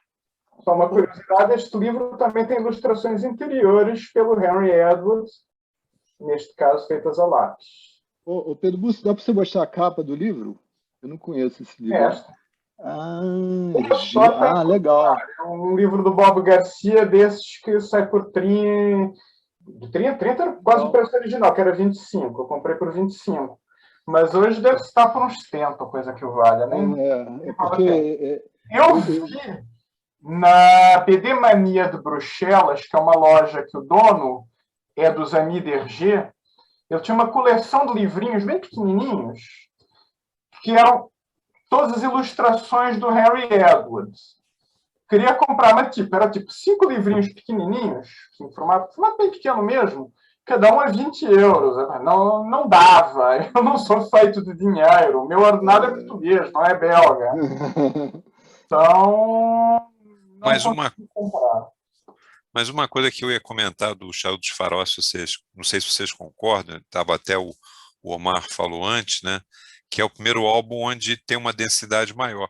E é também o primeiro álbum onde vão aparecendo exatamente esses personagens que vão começar a compor, não sei se é o termo, né? A família Tintim, né? É o Oliveira, é o Dupont, né? O próprio Rastapopoulos, né? Quer dizer, começam a ter personagens que dão mais densidade à história, né? Quer dizer, eu particularmente gosto muito do Asterix e gosto quando começa a aparecer os personagens da aldeia, que eu acho que enriquecem muito, né? E com o Tintin eu também acho que o Charutos do Faraó é uma virada, porque começam a aparecer personagens muito interessantes, né? O Dupont e Dupont, talvez o mais famoso, o Oliveira da Figueira. É o primeiro álbum, porque os anteriores a gente não lembra, quer dizer, ele não utiliza nenhum depois, né? Agora aqui não, aqui ele já começa a fazer esse uso, né? Porque ele deve ter visto que eram personagens que iriam enriquecer a história, né? Esse é um álbum também de virada nesse sentido, né? Que não tinha isso antes. Né? Todos nós começamos a identificar os personagens que vão aparecendo, Castafiore, e foi aqui, o marco é esse, né? Sobre essa questão dos personagens, né? Eu tenho uma pergunta, inclusive, para você sobre o Rastapopoulos, né? Pelo fato dele ser o maior vilão de Tintin e fazer aí a sua primeira aparição nesse álbum, né? E vocês falaram dessa ligação com o cinema, né? Que eu acho bem interessante, eu não sabia dessas referências aí de filmes, né? E de personagens da vida real que estavam aí. E aí uma coisa que me chama muita atenção é o fato do Rastapopoulos ser esse vilão rico, né? E tá ali como o financiador, né? O grande produtor de cinema, né? Teria alguma relação na época, algum produtor assim mafioso, alguma coisa nesse sentido? Já pensando que o RG traria o Rastapopoulos como vilão ou não? Assim, realmente foi uma coisa que ele seria um cara rico e que está investindo ali em filmes, porque realmente, né?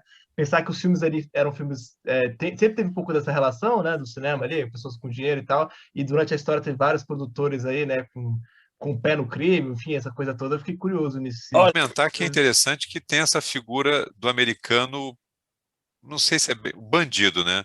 Eu desculpo aqui, o Shark no Edgar P. Jacobs é um americano, né? O Alan, o nome também lembra um pouco o nome americano, né? Alan, né? O Shark é um nome americano, no caso de Edgar P. Jacobs. Parece que eles vão escolhendo alguns vilões ligados aos Estados. Eu acho que o Alan seria mais britânico, porque o círculo de amizades do Haddock é todo britânico.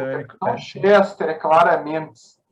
Uma coisa que me chamou a atenção é que você falando sobre as origens dos personagens, né? O pessoal até está comentando aqui no chat, é que o Alan, eu não lembro se nesse álbum aparece o sobrenome dele, Thompson. Thompson, né? Thompson. Mas é Alan Thompson, né? E curiosamente, o Dupont, na versão em inglês, foram traduzidos como Thompson. Olha. Tanto que no filme do Spielberg, o Alan, ele não tem o sobrenome mencionado em nenhum momento, ele é Alan apenas, porque Dupont e Dupont são Thompson e Thompson, né, no filme, na versão em inglês, pelo menos. Lembra-se no passado eu mostrei uma revista que o RG costumava ler, de onde vêm várias coisas, por exemplo, esta é a revista que ele se inspirou para fazer o Tintin na América. É a revista que o apoiou, ok? E então, eu tenho esta revista de março de 1932, portanto, da altura em que ele está, ainda antes de começar o Tintin, os Charutos do Faraó, onde há esta reportagem grande, que é Os Senhores do Mundo. Isto seria hoje a teoria da conspiração completa, que poderíamos fazer os 300, quem é que manda no mundo, as sociedades secretas. Olha, o Basil Zaharoff está aí na lista. Exato, aqueles todos, o Basil Zaharoff é daqui que vem. Ainda antes da Orelha Quebrada, está aqui o grande, a fotografia, que depois vai ser retratada precisamente na história da Orelha Quebrada em 1934. Portanto, isto está aqui em 32, 2 anos antes dele desenhar a Orelha Quebrada, esteja aqui o Basil Zaharoff. E isto fala dos Rothschild, tem aqui o nome deles todos. Estão vendo? Está aqui a teoria da conspiração toda. Portanto, o RG era um teorista da conspiração, isso é verdade. E ao colocar o personagem de Hollywood, do cinema e de como o traficante de armas é um clichê hoje em dia. Naquela altura até era uma espécie de pequenino clichê. Mas hoje em dia era um grande clichê. Lá está a tal questão do Onassis, que depois é ele que vai casar com a mulher do Kennedy, não é? Que depois foi assassinado, ainda hoje não se sabe porquê. Seria sido estes senhores do mundo, não é? Está tudo relacionado. Portanto, sim, aliás, culpo do RG muitas das minhas investigações jornalísticas que eu às vezes faço. Portanto, isto eu estou... Está aqui a explicação de algumas coisas. Pessoal, faltam 10 minutos, eu estou aqui com o moderador para lembrar. Olha, o moderador, eu vou avisar o moderador que eu tenho que desfazer esse negócio aqui, porque eu não posso... Essa minha mesa especial, vou ter que desfazer, moderador. Pois é, então bora, Manuel. Mas eu tive um raro ataque aqui. Faz o seguinte, Manuel, você mostra o que tiver mais relação com o álbum, né? O álbum pode até ser com Charutos do Faraó e o Loto Azul, já que semana, né, no mês que vem, não sei se você vai querer montar de novo. Não, o Charutos do Faraó tem aqui o Tintim, né? Esse aqui, né? Dá para ver isso aqui? Tem que trazer para perto. Se você puder, não sei se... Se não for muito arriscado, você traz para perto. Trago para perto aqui. Vou tentar trazer o computador para perto. Não sei se dá para ver aqui. Começa a dar para ver. Tem o Tintim do Charutos do Faraó, tem o Oliveira da Figueira, né? O que mais que eu tenho? Eu devia ter posto só o Charutos do Faraó, né? Tem aqui esse machinho interessante, que é essa parte pequenininha aqui, não sei se você está vendo meu dedo. Aqui, assim? Sim. Tá vendo aqui? Inclusive com escrito aqui Tintim e Milu. Aqui, tá vendo? Os sarcófagos. Os sarcófagos vazios. Eu gosto desses quando são os pequenininhos assim, que são mais interessantes. Ocupam menos espaço, entendeu? E o que mais tem do Charutos do Faraó? Bom, tem aqui... Conspirador aí. Aspirador? Onde é que você vê o aspirador? Vestido de conspirador. O conspirador, exatamente. Tem o Fakir aqui, né? O Fakir já aparece no Lotus Azul, né? O Fakir aqui, né? O que mais que teria do Tintim, os Galos de Faraó? Tem o Lotus Azul, que é esse aqui de plástico, tem os dois Dupont, né? Não sei se vocês estão vendo aqui. Dá para ver. Dá para ver o Dupont. Tem aqui o Tintim aqui a cena icônica, né? No vaso, né? Saindo do vaso. Né? Tem aqui o Tintim. Isso aqui é nesse Lotus Azul, né? Esse aqui é no Charutos do Faraó, né? Tem o carrinho aqui do Charutos. Do Charutos, né? Com o Ciclone, né? Não sei. Droga. Deixa eu botar aqui assim. Eu devia ter posto só do Charutos do Faraó, é verdade. É muito mais fácil. Dá para ver aqui o Ciclone? Dá para ver. O Ciclone, tem aqui o caminhão do Asilo de Loucos, né? Do Charutos do Faraó. Depois tem carros do Lotus Azul, tem mais. É interessante aqui o Tintim se escondendo aqui atrás, né? Não sei se vai dar botar aqui em cima, tá? Dá para ver. Cuidado aí, pelo amor de Deus. Viu? Não, pelo amor de Deus, se quebrar isso aqui, cara, eu vou ter um raro ataque aqui. Tem esse aqui, tem mais o quê? Qual é a escala desses carros aí? É dessa coleção nova, que ele é 1 por 24, se não me engano, ou é da mais antiga? Não, é da mais antiga. A coleção nova é espetacular, mas os carros são muito grandes, entendeu? Vai ocupar o espaço lá. Mas o que eu quero fazer, eu vou comprar o do tanque da Lua, que isso é perfeito, entendeu? Eu tinha todos esses carrinhos, mas acontece o seguinte, que esses carrinhos não são muito bem feitos, tá? Eles são super bem feitos, mas acontece que 2 ou 3 dos meus carrinhos, eles começaram a tinta começou a descascar, entendeu? E eu fui nos sites, nego ficava reclamando que tem alguns carrinhos que a gente descasca. Eu fiquei meio pé da vida, e aí eu vendi todos os que eu não gostava muito. Eu só mantive os que eu gostava. Por exemplo, esse aqui é espetacular, uma cena do caso, né? Do caso Girassol, né? Opa, não sei se dá para ver aqui assim. Dá para ver. Essa é super interessante. Tem uma que é super interessante também dos Dupont, que é essa aqui. Mas o que tem graça são os aviões, pô. Os aviões. Mas os aviões ocupam espaço. Eu estava a fim de pegar só o do Carreiras. Está falando dos aviões, né? Só do Carreiras. Os outros é muito espaço, cara. Tem um monte de avião em casa. Tem a múmia ali do Raskar Kapak também, né? Essa sim. Essa aqui, para mim, é a que eu mais gosto, porque eu sou aficionado no Raskar Kapak. Não sei se dá para ver, né? Tem a múmia e tem o Raskar Kapak também aqui, né? Jogando aqui Inclusive, essa aí eu estou procurando, viu, gente? Quem souber, me avise. Essa menorzinha, obviamente, né? Essa daqui tem no site do Tintin. Mas é da Bélgica, eu acho. Acho que você encontra. Pois é, eu estou no Brasil, amigo. Estou no Brasil. No Brasil, não sei. Por que não teve uma lance de uma coleção? Mas não chegou. A múmia não veio, não. Só que no Brasil vieram só 29 exemplares, aí foram bem os principais mesmo. Acho que foi o que sobrou, né? De lá de fora. De Portugal, né? O que mais que eu tenho? Agora o resto não. O resto de outras, eu não tenho nem tanto. Eu tenho a edição de tudo quanto é história, né? Mas o que eu gosto muito. E aqui interessante são os magazines Tintin, né? Não sei se dá para ver daqui. Dá para ver. Bom, ali são os magazines que ele fazia durante o Natal, né? Eu gosto muito deles, porque eles têm todos esses são desenhos 2G, tá? Esse aqui também são desenhos 2G, é de Natal. E esse daqui são interessantes, do Edgar Perjacos. Você está vendo? São os primeiros números que saíram em cada aventura. Então, quando saiu o Segredo da Pirâmide, o Mistério da Pirâmide, né?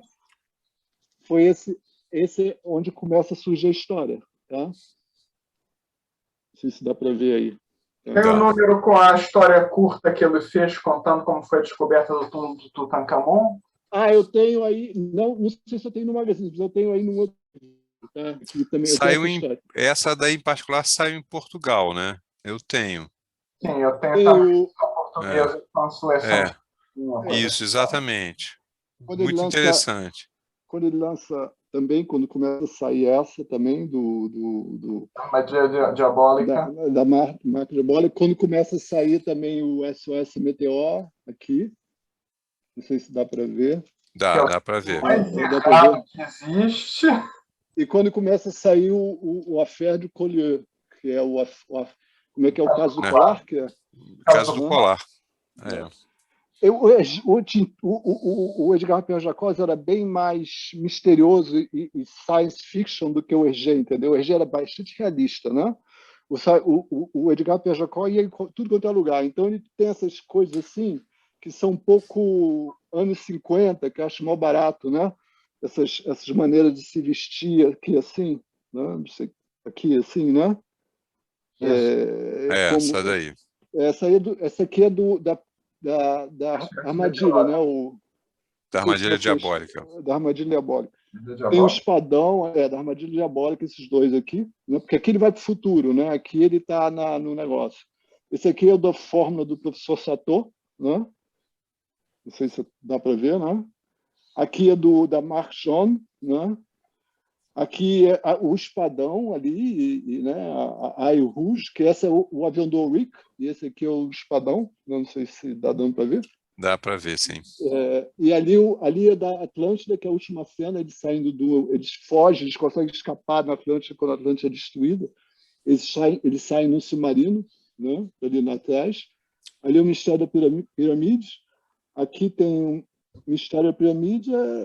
Isso aqui. Eu acho mais legais os bonequinhos do Edgar Perjacos por causa desse fantástico, né? Que ele faz, né? Eu gosto de fantástico. Eu gosto do Horácio Capac. Eu gosto desses. Então, é basicamente isso. Eu não tenho tanto boneco assim, porque eu gosto mais de livros, né? Eu só tenho os que eu acho mais interessantes. Por exemplo, esse Tintin aqui, eu acho mó barato, esse Tintin eu já tinha mostrado da última vez, esse Tintin aqui na moto, né? Certo de autocar, né? Eu acho que eu não sei. Agora tem... Certo de autocar, Então, é o único em que ele usa paletó. Os personagens saem, tá? É tudo, né? Que eu gosto mais. Então, eu só tenho assim os que... isso aqui é super interessante. Você vendo o Alcazar aqui? Você vê A roupa do Alcazar, peraí, deixa eu ver se dá para mostrar aqui. Tá dando para mostrar? Toda ela pintada à mão, cara. Não é incrível isso? Tá dando para ver? Isso é mão de obra chinesa. Que chinesa? Trabalhando 16 horas por dia sem remuneração. Não, isso aqui é Pix, é francês. Não, a gente tem o maior orgulho, cara. Esses carrinhos são chineses, japoneses, ou chineses, mas isso aqui é tudo Pix, tá? É feito na França, o nego tinha o maior orgulho, nem existe mais. Eu até mostro as caixas aqui, tá vendo? Por isso que não existe mais. Não existe Manuel, mais. e deixa eu te perguntar uma coisa. Você vai começar o sorteio? Você vai começar o sorteio agora? Olha, o negócio é o seguinte, tá? O PH, você conhece o PH, né, Paulo? Claro. Ele já falou para mim que ele já está na fila de quando eu morrer para herdar isso aí, né? Não só os livros, como os negócios. Eu proponho fazer um doativo para um museu que eu se calhar estou a pensar a fazer. Eu só queria mostrar já agora que está aí.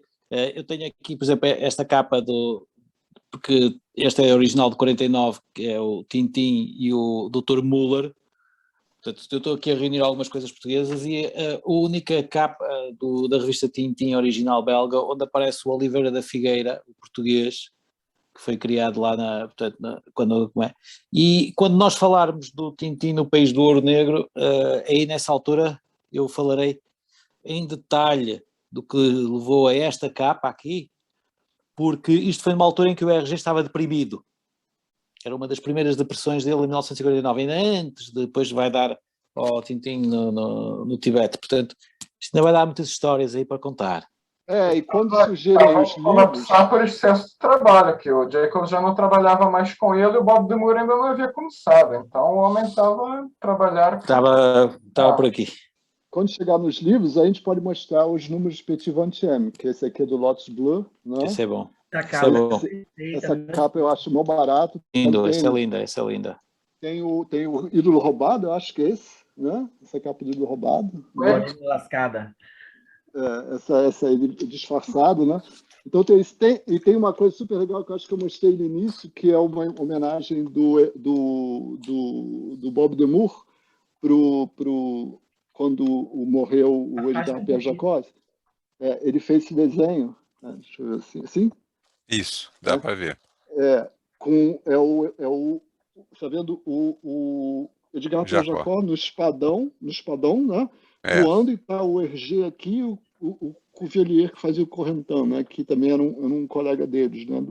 Os dois já mostram aqui o foguete do Tintin, né? Isso aqui foi uma edição limitada que o Bob Demure fez com a assinatura do Bob Demure aqui, evidentemente, né?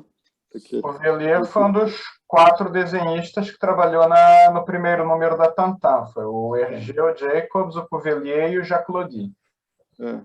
Exatamente. Eu tenho algumas coisas do Leloup também, mas não está aqui. Eu tenho também... mas aí eu tenho que encontrar, né? O resto é livro, porque eu tenho um monte de coisa do Tardy, figurines, que eu gosto muito da Adele, tá? Eu tenho muita coisa do Spirou, tá? Figurines também, mas aí Spirou é outra coisa. Isso aqui é mais ou menos o que é Edgar Pierre Jacques e Tintin, né? Quase tudo. Tem umas coisas aí que de vez em quando eu acho. Elas estão guardadas, porque é o seguinte, essas coisas estão guardadas há mais de 20 anos, cara. Ninguém... É um baú, entendeu? Que é que nem uma cápsula do tempo, tá? Tá fechada, entendeu? Em caixas, como eu falei, essas caixas aqui assim, né? Protegidas, porque a caixa vem assim, ó, toda protegida, né? E aí não sai dali Só saiu especialmente para o Tintin oficial, Tintin por Tintin, entendeu? Então... Pessoal, olha só, quero agradecer muito, mais uma vez, a disponibilidade do Manuel, todo mundo, os Pedros e Frederico e todo mundo que participou. Participem cada vez mais, né, Pedro Brito? Falem cada vez mais, participem. Sim, vocês podem interromper, a gente vai ajeitando aqui e ali, né? Bom, é assim. Certo? O Frederico, quando ele fizer o livro, você faz uma dedicatória do seu livro para mim, hein? Sobre Tintin. Vamos ver. Eu vou comprar. Ainda vai demorar muito tempo aqui, não sei como é que vai ser. Tenho que falar com o Nick Rodwell para ver se ele me autoriza a fazer o livro ou não. Pessoal, mês que vem a gente volta. Certo? Tá bom. Um grande abraço. Obrigado. Deixa eu só fazer um agradecimento também, né, ao Manuel, uma vez, pelo trabalho, né, que apresentou aqui para a gente. A todos, obviamente, que participaram, né? O Pedro Bolsa sempre com suas contribuições aí. O Frederico, que foi uma surpresa, que veio agregar aqui para o time. O Ivo também, que a primeira participação dele, né? Ele esperou passar os álbuns mais polêmicos e chegou agora no Charuto do Faraó. Mais chatos também. E mais chato. Aos demais também que participam aqui muito pelo chat também. E aí eu vou pedir também para quem fizer as apresentações, fica de olho no chat, porque às vezes tem pergunta lá também, hein? E só um último ponto, esse mês a Companhia das Letras, né, através da Quadrinhos na CIA, está lançando aqui no Brasil uma edição, 2 livros em 1, do Tintim na Lua, né? Tintim e a Lua, eles estão chamando essa edição aqui. Então, nada mais é do que as 2 aventuras, Rumo à Lua e Explorando a Lua, reunidas em um único álbum, em capa dura, né, uma edição com material... Sem acréscimo nenhum, sem nada? Infelizmente não tem acréscimos, né? Teve uma edição muito tempo atrás lá na Europa que saiu com alguns 16 páginas. Mas aqui não tivemos essa mesma sorte. Porém, é uma edição muito bacana. Vamos ter promoção aí no Tintim por Tintim. Então, 2 seguidores poderão ganhar uma edição como essa, né? Uma cortesia aí da Companhia das Letras. Então fiquem de olho que quem sabe não é um de vocês, né? Eu só não envio para Nova York nem para Portugal. Poxa, eu já ia perguntar isso. Eu exatamente perguntar isso. Como é que você vai fazer viagem internacional? Olha, mas ir para Portugal, você envia? Também não, só no Brasil por enquanto. Pro álbum da Lua, eu tenho um amigo português, o João Mascarenhas, que é talvez o maior especialista nesse álbum em particular. Então, quando for à altura, podemos tentar convidá-lo para fazer a apresentação que eu costumo fazer normalmente para essa história. Olha aí, legal. Muito obrigado, então, viu, gente? Tá bom.